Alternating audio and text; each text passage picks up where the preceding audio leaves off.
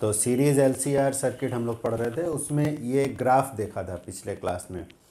ये ग्राफ क्या बताता है कि एक पर्टिकुलर फ्रीक्वेंसी, जिसको बोलते हैं रेजोनेंट फ्रीक्वेंसी, ओमेगा नॉट से इस ग्राफ में दिखाया गया है। एक particular frequency of applied voltage पर ही मैक्सिमम करंट हमें मिलती है।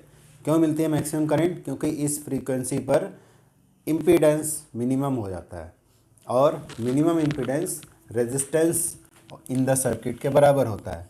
इम्पीडेंस ऐसे तो ये है XL minus XC whole square plus R square, but at resonant frequency यानी कि जो ओमेगा नॉट है, ओमेगा नॉट की वैल्यू क्या है 1/2π√LC। 2π अगर f के टर्म्स में लिखेंगे तो 2π, अदरवाइज 1/√LC।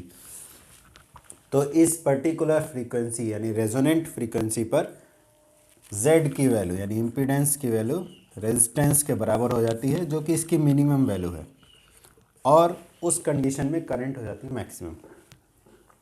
यहाँ तक हमारा डिस्कशन हुआ था। अब इसी में कुछ आगे डिस्कशन कर सकते हैं। जैसे एक इम्पोर्टेंट चीज़ है हाफ पावर फ्रीक्वेंसी, ठीक है। हाफ पावर फ्रीक्वेंसी ये क्या होता है? ये एग्ज़ाम में एक एक दो दो नंबर में डेफिनेशंस आते हैं, उन्हीं में से है हाफ पावर फ्रीक्वेंसी का क्या मतलब है। तो देखो, मैक्सिमम पावर जो है, मैक्सिमम पावर अगर हमें लिखनी हो तो क्या लिखेंगे?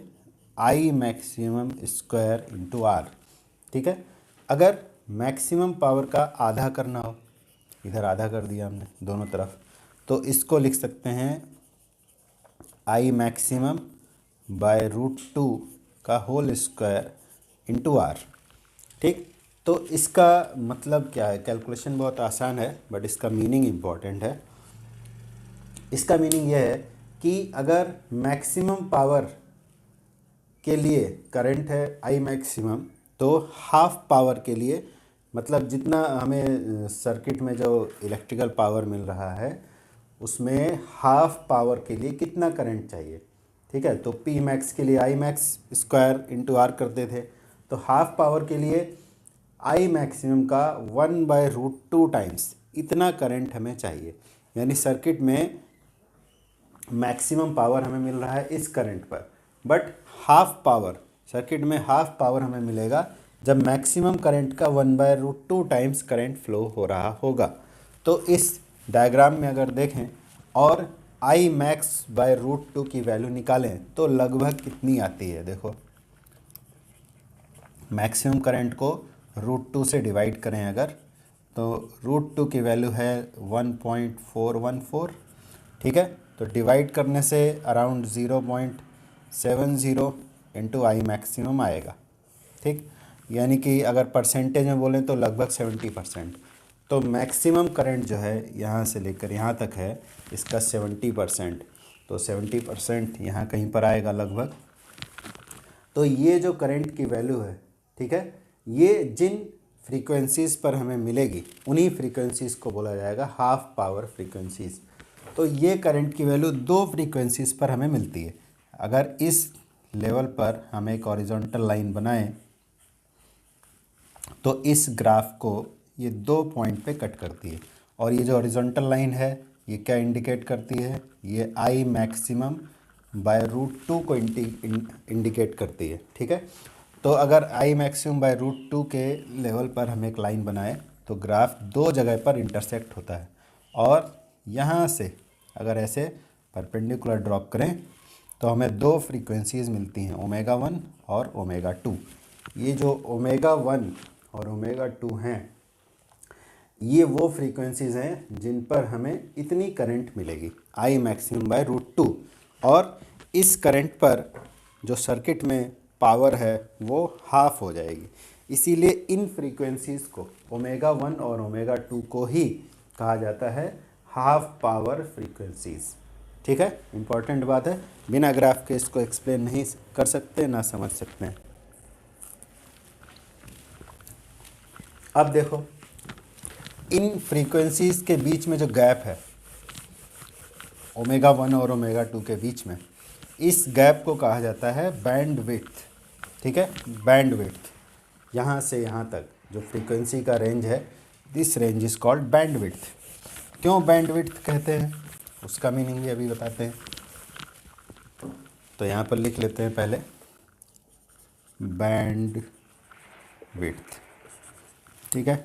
बैंड विड्थ क्या है, ओमेगा 2 माइनस ओमेगा 1, यानी यहाँ से लेकर यहाँ तक। और अगर मैग्नीट्यूड लिखेंगे तो ये बराबर ही आता है, मतलब ओमेगा 2 से ओमेगा 0 और ओमेगा 0 से ओमेगा 1। ये जो चौड़ाई है, ये ग्राफ सिमेट्रिकल होता है। सिमेट्रिकल होने की वजह से ये जो ओमेगा 0 से ओमेगा 2 और ओमेगा 1 से ओमेगा 0, ये जो गैप है, ये गैप बराबर होता है। तो अगर इसको हम इस तरह से लिखें, omega 2 minus omega 0 minus omega 1 minus omega 0, ठीक है, ऐसे लिख सकते हैं। तो ये क्या है, ये ओमेगा 2 माइनस ओमेगा 0 ये वाला गैप हुआ। इसको डेल्टा ओमेगा लिख लेते हैं, डेल्टा ओमेगा 2, और इसको डेल्टा ओमेगा 1 ऐसे लिख सकते हैं, ठीक है। तो ये जो मैग्नीट्यूड है, इनका मैग्नीट्यूड दोनों का बराबर रहता है। यहाँ पर ऐसे लिखना चाहिए था मैग्नीट्यूड, क्योंकि सेम है तो इसको हम लिख सकते हैं 2 डेल्टा ओमेगा। डेल्टा ओमेगा, इनमें से किसी को भी डेल्टा ओमेगा कहा जा सकता है, ठीक है। इसको हमें ऐसे लिखना चाहिए, ठीक है। तो 2 डेल्टा ओमेगा, तो ये हमारा क्या है, ये है बैंड विड्थ। बैंड विड्थ इसको क्यों बोलते हैं, देखो ये जो सीरीज़ LCR सर्किट है, इसका जो एप्लीकेशन है उस पर बेस्ड है ये बात कि इसको बैंड विड्थ क्यों कहा जा रहा है। तो सीरीज़ LCR सर्किट जो है हमारा, ये रेडियो रिसीवर्स में यूज़ होता है, और भी जगह यूज़ होता है। एक इजी एग्जांपल है रेडियो रिसीवर, ठीक है। रेडियो रिसीवर में कैसे यूज़ होता है, रेडियो रिसीवर में जैसे FM रेडियो रिसीवर मान लो हमने ले लिया, तो रेडियो रिसीवर के एंटीना पर डिफरेंट फ्रीक्वेंसी के प्रोग्राम्स आ रहे हैं, 92.7, 93.7 और रेडियो धूम 104.8, और ऐसे बहुत सारे दूसरे रेडियो चैनल्स भी आ रहे हैं। लेकिन जब हम ट्यूनिंग नॉब को घुमाते हैं, मोबाइल में तो ट्यूनिंग करते हैं बटन दबा करके, लेकिन जो एक जैसे मार्केट में मिलता है, एक छोटा डब्बा मिलता है FM रेडियो रिसीवर का, उसमें नॉब को घुमा सकते हैं। तो बेसिकली मोबाइल के अंदर भी होता यही है, सीरीज़ LCR सर्किट, बट वो अलग टाइप का होता है, वो सेमीकंडक्टर मेथड से बनाया जाता है, इसीलिए छोटी सी जगह में फिट हो जाता है। अदरवाइज़ जो बड़े साइज़ वाले FM रेडियो रिसीवर हैं, उनमें क्लियरली LCR सर्किट को देखा जा सकता है। बड़े मतलब काफ़ी बड़े साइज़ के, जो छोटा डब्बा मिलता है उसमें भी इस तरह का नहीं होता, उसमें भी इलेक्ट्रॉनिक वाला ही होता है। मोबाइल वाले के कंपैरिजन में बड़ा होता है, लेकिन फिर भी इतना छोटा होता है कि कम स्पेस में आ जाए। लेकिन बट बड़े साइज़ के अगर LCR क्लियरली देखने हैं, तो जैसे पुराने ज़माने में रेडियो आते थे, इतने इतने बड़े होते थे। तो रेडियो रिसीवर में होता है एक LCR सर्किट, रेडियो के एंटीना पर डिफरेंट फ्रीक्वेंसीज़ के प्रोग्राम आ रहे हैं। तो कौन सा वाला प्रोग्राम हमें सुनाई देगा, जो LCR सर्किट रिसीवर के अंदर लगा हुआ है, उस रिसीवर में हम नॉब घुमा करके क्या करते हैं, L या C की वैल्यू को एडजस्ट करते हैं। तो उससे क्या होगा कि जो रेजोनेंट फ्रीक्वेंसी की वैल्यू है, ये रिसीवर के अंदर जो लगा हुआ है, जब नॉब को घुमाते हैं तो L और C की वैल्यू वेरिएबल होती है, वो चेंज होती है।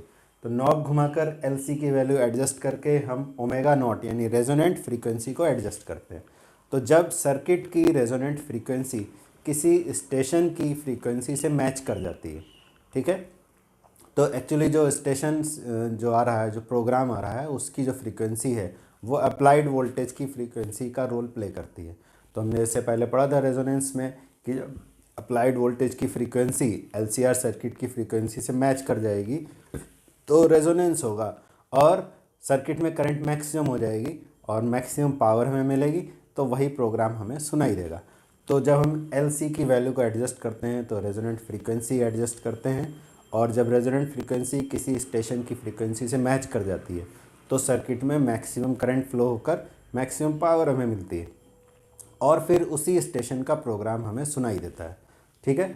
तो बैंडविड्थ पढ़ना यहाँ पर इम्पोर्टेंट क्यों है कि मैक्सिमम पावर तो हमें इस पर्टिकुलर फ्रीक्वेंसी पर मिलेगी, बट फिर भी हम उस स्टेशन का प्रोग्राम सुन पाएंगे एटलीस्ट अगर हाफ पावर भी हमें मिल जाए। हाफ पावर भी अगर हमें मिल जाती है सिग्नल की तो हम उस प्रोग्राम को सुन पाएंगे। तो कम से कम हाफ पावर हमें मिले, उसके लिए फ्रीक्वेंसी का रेंज ओमेगा 1 से लेकर ओमेगा 2 तक होना चाहिए। यानी इस रेंज में अगर हमें मिलेगा फ्रीक्वेंसी ओमेगा 1 से ओमेगा 2, उससे ज़्यादा हो जाएगा तो भी करंट घट जाएगी, कम हो जाएगा तो भी करंट घट जाएगी। हमें इस रेंज में अगर फ्रीक्वेंसी एडजस्ट कर लेते हैं हम रेडियो रिसीवर की, तो इस पर्टिकुलर रेंज में हमें एटलीस्ट हाफ पावर करंट मिलेगी। यानी इतनी करंट हमें मिलेगी जिससे कि कम से कम हाफ पावर मिल जाए। इसीलिए ये बैंडविड्थ इम्पॉर्टेंट है, ठीक है। और एक इम्पॉर्टेंट टर्म है यहाँ पर, इसको बोलते हैं sharpness of resonance. Sharpness of resonance. Sharpness का मतलब है कि ये जो डायग्राम बना हुआ है, ये जो ऐसे बेल जैसा बना है, इसको एक पहाड़ की पीक जैसा समझ लो। तो अगर ये पीक फ्लैट है, मान लो यहाँ पर हम बनाते हैं ग्राफ, एक ग्राफ ऐसे बनाया, ठीक है, और दूसरा ग्राफ मान लो हमारा ऐसे जा रहा है, तो 1 और 2 जो ग्राफ हैं इनमें से ज़्यादा शार्प कौन है वो इस शेप को देखकर ही पता चल जाता है, ठीक है। तो 1 वाले का जो शार्पनेस है ज़्यादा है, 2 वाले का शार्पनेस कम है।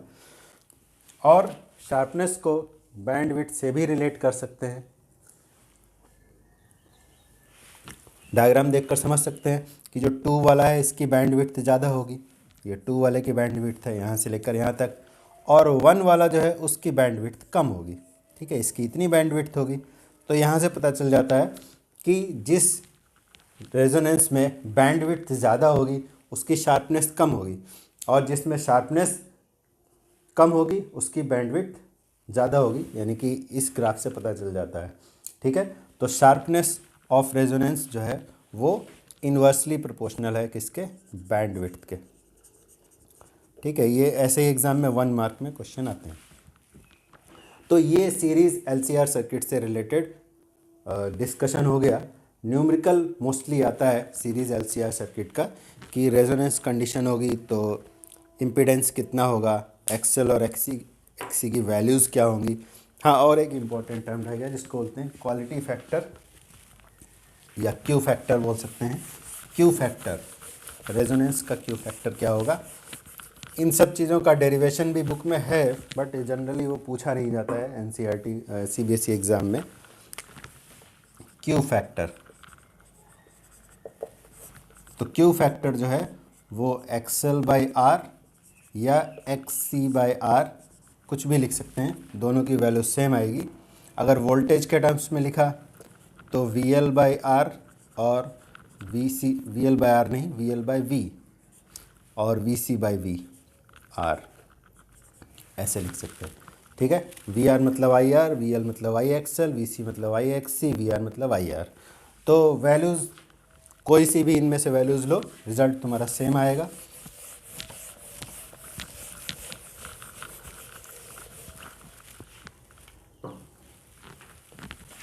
ओमेगा शायद यहाँ पर नहीं, ओमेगा नहीं, ठीक है, यही होगा। तो अगर थोड़ा और सॉल्व करेंगे तो ओमेगा L/R, अगर इसको लिखेंगे तो 1/ωCR।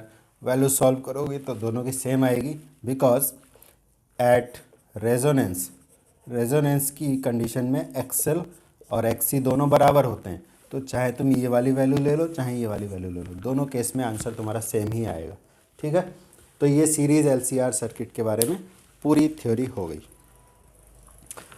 अब